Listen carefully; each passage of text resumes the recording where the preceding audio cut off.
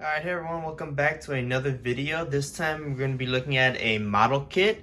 As you can see, this is actually a Transformers model kit. If anyone's familiar with my channel or looks back far enough, that this is actually one of my first videos I ever posted on this channel was a model kit of me doing the, I believe it was the DMK-03 Optimus Prime model kit.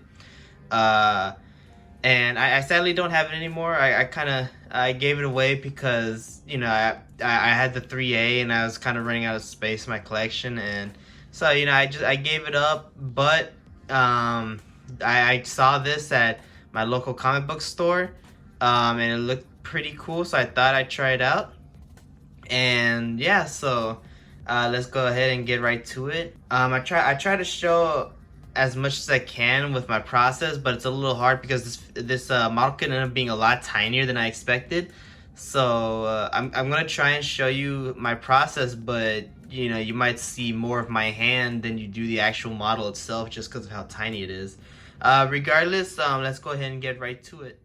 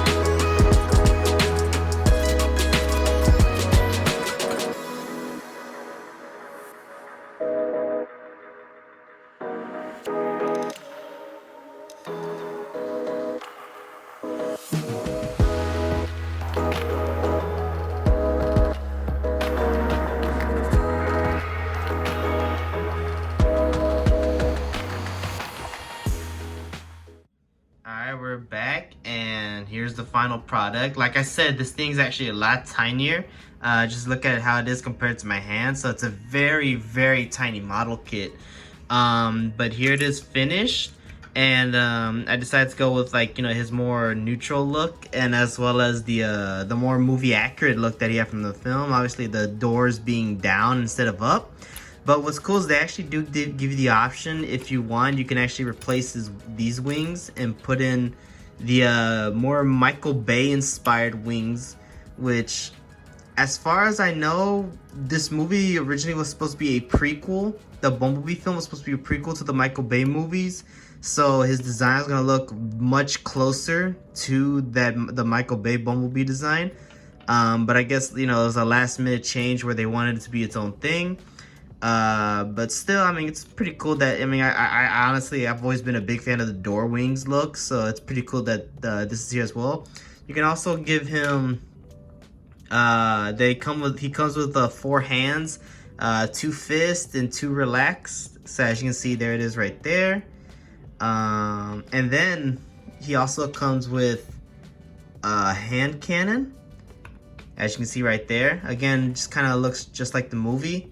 Never been too big on this design for the cannon. I don't know, like his arms are already extremely long, so having an even longer gun to go with it always looked kind of strange to me, but that's just for me personally. I mean, I know a lot of people are probably more in favor of it. I've always been a bigger fan of the other design, you know, but that's just me personally. But what's also cool is, just like in the movie, he comes with a little wrist blade, which is pretty cool to see. And much more accurate to how it looked in the movie, as opposed to the studio series where it just kind of looked like a generic blade. This one looks much more accurate. And not only that, but you can actually pop his head off, which is a little tricky. With this being a model kit, just like any other model kit, if you've like done Gundams or anything like that, you'll know that sometimes these model kits can have very loose joints and stuff like that, and sometimes stiff joints. And in this case, it's a little hard to get the head on, at least this head specifically. And sometimes pieces like the wings and stuff will come off, same with the chest. But there he is, kind of looking a little more aggressive looking. Which I was actually a huge fan of the helmet from the movie. It just, I don't know why, it looks so cool. I mean, they definitely made it look more like a bee.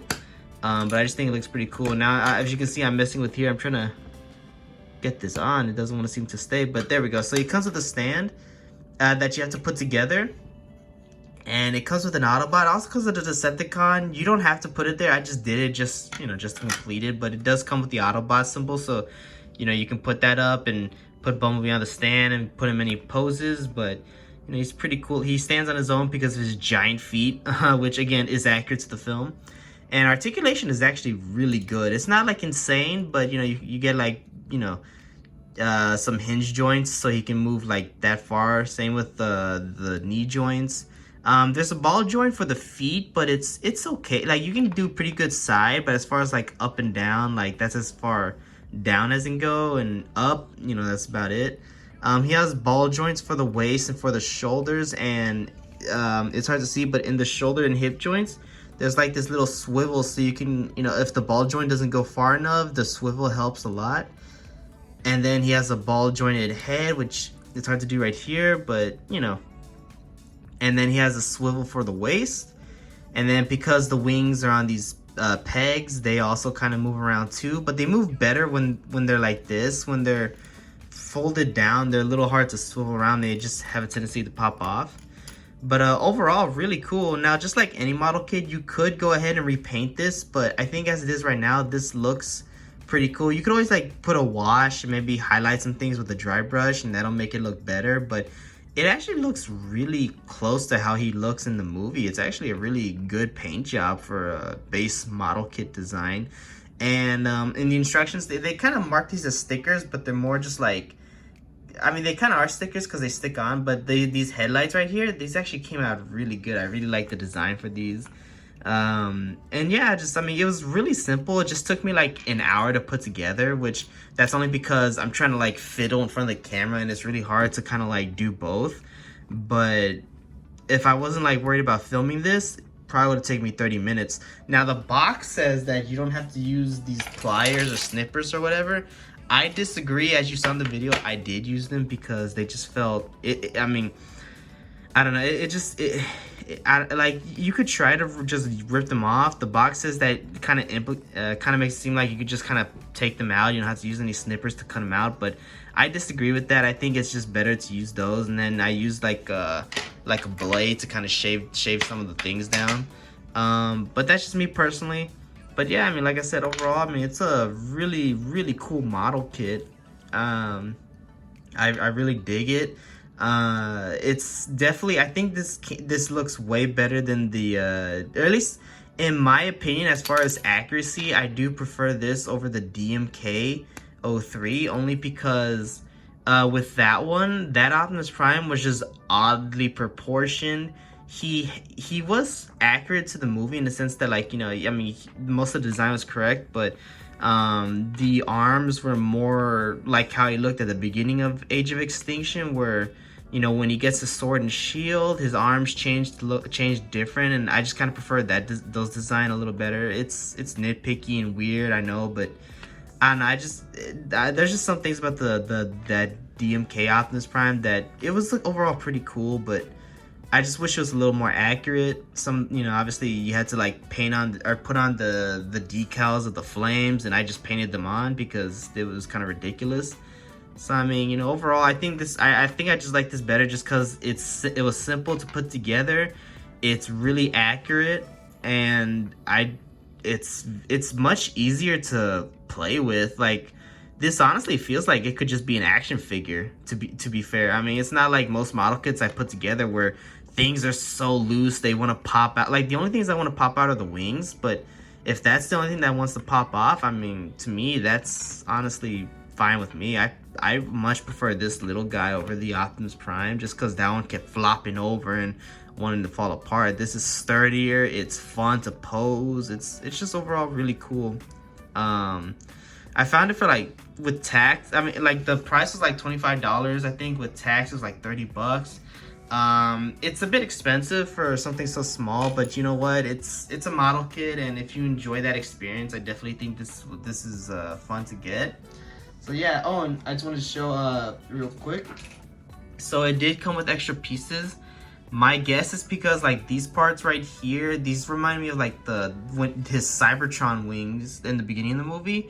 My guess is that those are for if you want to give him more of the Cybertronian look. He doesn't have the chest though, that's the only thing, but still it could probably work. So, you know, you could probably play with that or something like that. But yeah, overall it's a really cool model kit. I definitely recommend it if you see it, if you're into the Bumblebee design and stuff. So yeah, definitely like it. So if you want to look at my Instagram page, Giovanni Arts and Collectibles, I post a lot of stuff there from my hobbies, such as my my collection, my sculptures, things like that.